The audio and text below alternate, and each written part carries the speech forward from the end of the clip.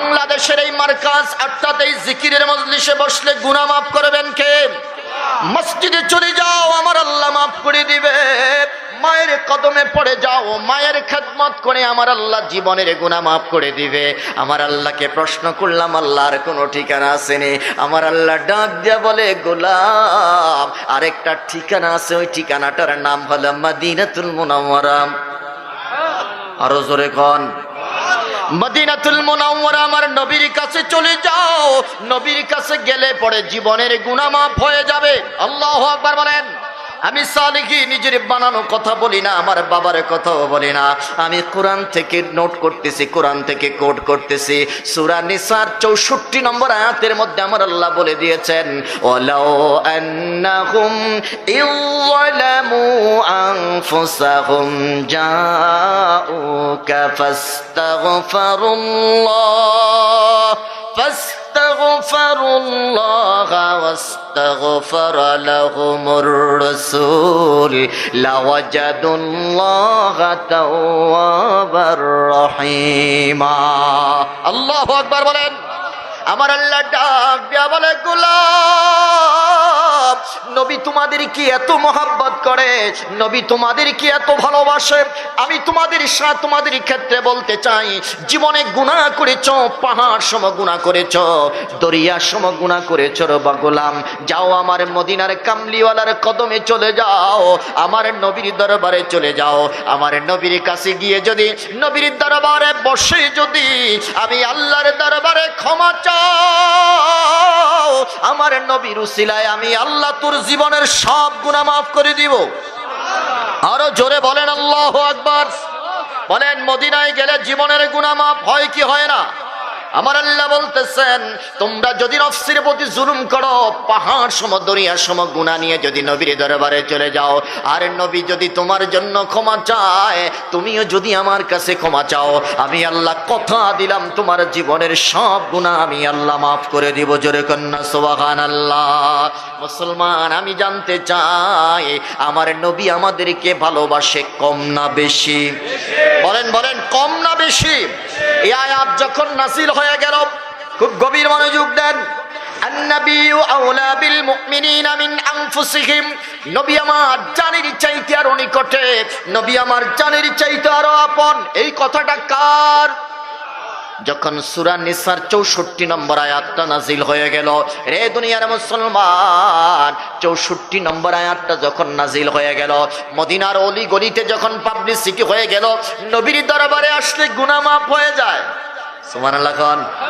সাহাবায়ে কেরাম এবার মনের ভিতরে আনন্দের জোয়ার শুরু হয়ে গেল। বলেন দেখি, প্রত্যেকেরই জীবনে কম বেশি গুনাহ আছে না নাই? বলেন বলেন, আছে না নাই? প্রত্যেকের জীবনে কম বেশি গুনাহ আছে। প্রত্যেকের জীবনে কম বেশি গুনাহ থাকার কারণে সবাই একটু অনুতপ্ত, সবাই সুযোগ চাচ্ছে কোথায় গেলে গুনাহ মাফ হয়। সাহাবায়ে কেরাম ডাক দেয়া বলে, নবীর উম্মত, আমরা দুইটা সংবাদ শোনার পরে সবচাইতে বেশি খুশি হয়েছি। সুবহানাল্লাহ বলেন। বলেন বলেন, কয়টা? দুইটা সংবাদ। এক নম্বর হলো সূরা নিসার 64 নম্বর আয়াতটা যখন নাজিল হয়ে গেল, এই আয়াতের মধ্যে আমার আল্লাহ বলে দিয়েছেন, নবীর কাছে তোমরা চলে যাও, নবীর দরবারে তোমরা চলে যাও, নবীর দরবারে গিয়ে যদি তোমরা আল্লাহর কাছে যদি ক্ষমা চাও, আমার আল্লাহও যদি তোমাদের জন্য, আমার নবীও যদি তোমাদের জন্য আমি আল্লাহর কাছে ক্ষমা চাই, আমি কথা দিলাম তোমাদের তওবা কবুল করব, তোমাদের জীবনের গুনাহ মাফ করে দেব। সাহাবায়ে কেরাম এই আয়াত নাজিল হওয়ার পরে খুশিতে একেবারে বাকবাক হয়ে গেল, নবীর কাছে গেলে গুনাহ মাফ হয়। আরো জোরে কন্যা সুবহানাল্লাহ।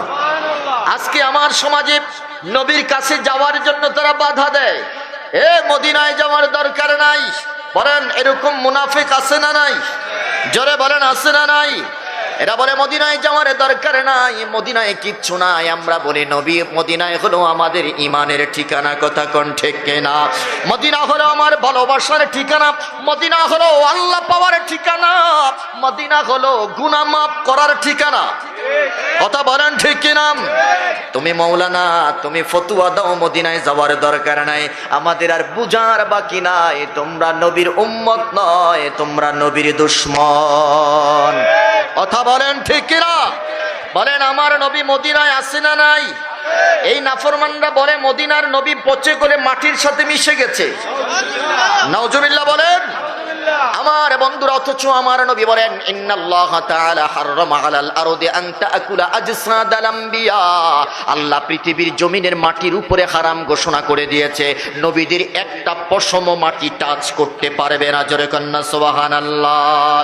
আমার আপনার লাশ গলে পচে মাটির সাথে মিশে যায়, কিন্তু নবীদের লাশ, নবীদের দেহ, নবীদের জিসম, নবীদের শরীরটা মাটি খাওয়া তো দূরের কথা, একটা পশম টাচ করার অধিকার নাই। চিল্লায়া কন্না সুবহানাল্লাহ। বলেন দেখি নবীদের এই মর্যাদা দিয়েছেন কে?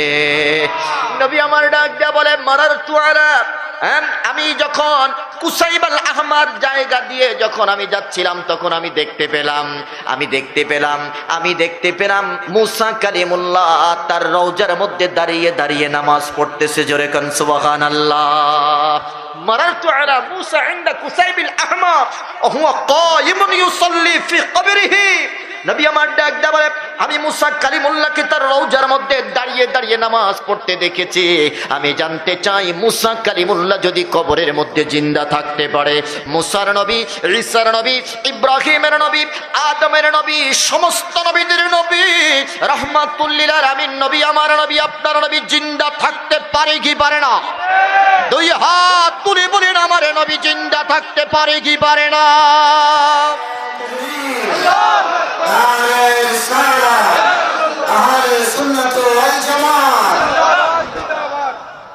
শুধুমাত্র বুঝার অভাব। কথা বলেন ঠিক কিনা?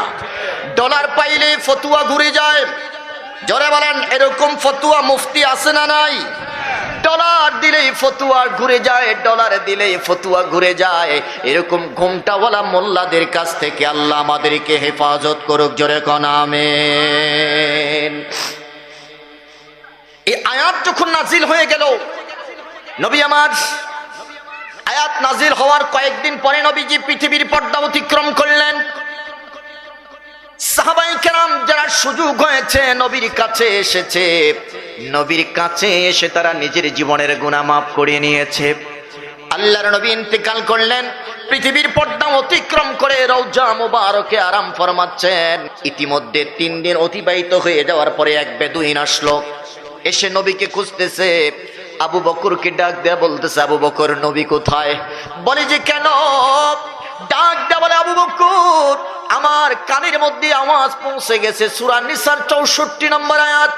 নবীর দরবারে আসে যদি আল্লাহর কাছে ক্ষমা চায়, আর নবীও যদি আমার জন্য আল্লাহর কাছে সুপারিশ করে, তাহলে আল্লাহ নাকি জীবনের গুনাহ মাফ করে দেবে। রে আবু বকর, আমি তো গুনাহ মাফ করার জন্য এসেছি, আমার গুনাহ কি আমি মাফ করব না? আবু বকর কোনো কথা বলে না, চোখ দিয়ে ঝরঝর করে চোখের পানি ছেড়ে দিল। এই সাহাবী ডাক দেয়া বলেন, আবু বকর তাড়াতাড়ি নবী দেখাইয়া দাও, নবী দেখার জন্য এসেছি, নবী দেখে আগে ইমানটা তাজা করব, নবী দেখে অন্তরের জ্বালা নিবাবো, নবীর কাছে এসে জীবনের গুনাহ মাফ করবে। রে আবু বকর, নবী কোথায় তাড়াতাড়ি বলে দাও। হযরত আবু বকর ডাক দিয়া বলে, রে বেদুইন, জানতে চাই তুমি কি কোনো